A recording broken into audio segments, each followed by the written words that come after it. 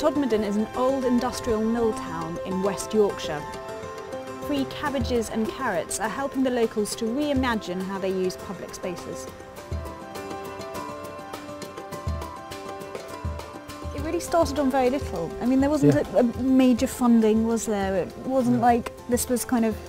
That was very deliberate. The council came along and said, this is how it's going to be. I mean, it was just a bunch of people, wasn't it? It was very deliberate because we didn't want to be in a position where we were reliant on outside funding. We wanted something that anybody could do anywhere and not have to do with any sorts of capital. And that meant that you had to look creatively at what you had. And what we've got are people and resources of space, land. And that's the territory that start the journey on, I suppose.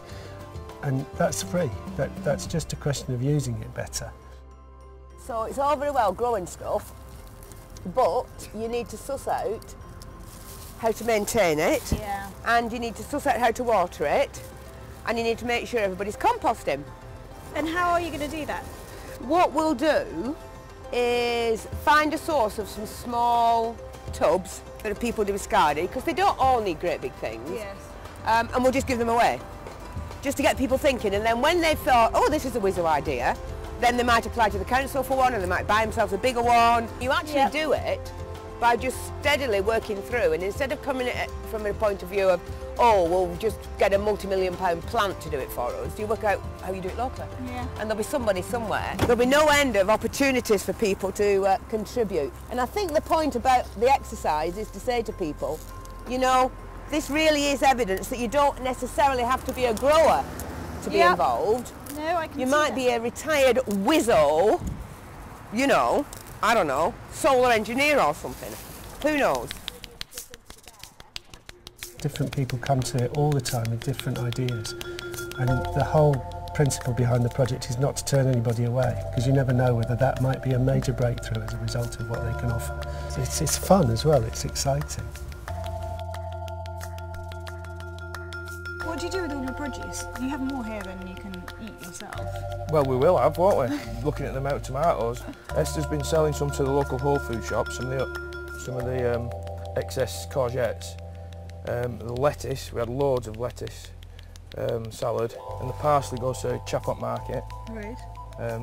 Because that just keeps on coming. So yeah, we're making a little bit of, you know, back foot seeds and that, but it's more do it for enjoyment. And so eat some nice grub, but it's certainly getting there. I'll have to pick that tomato. It looks like it needs picking. They're really beautiful, aren't they? I'm a bit worried about the ones that are on the soil, like. Yeah, you could just probably lift them up. Put them on a little mat. Yeah, I sometimes put them on jam jars. So they kind of just sit inside the jam jar. We tried putting a bit of straw underneath them, but the caterpillars seem to like that, and it's got infested with caterpillars. Jam jars or pots. Even a pot, look.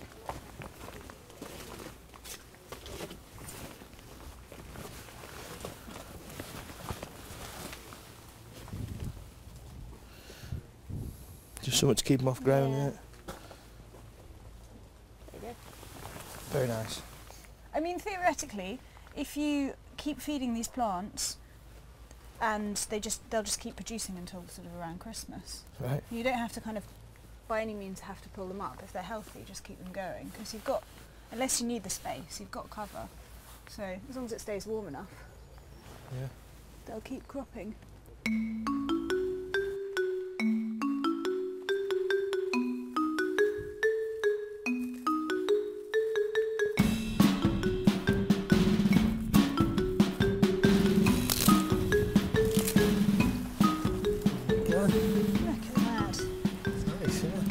What a funny thing to come to a graveyard, come away with a pink cauliflower.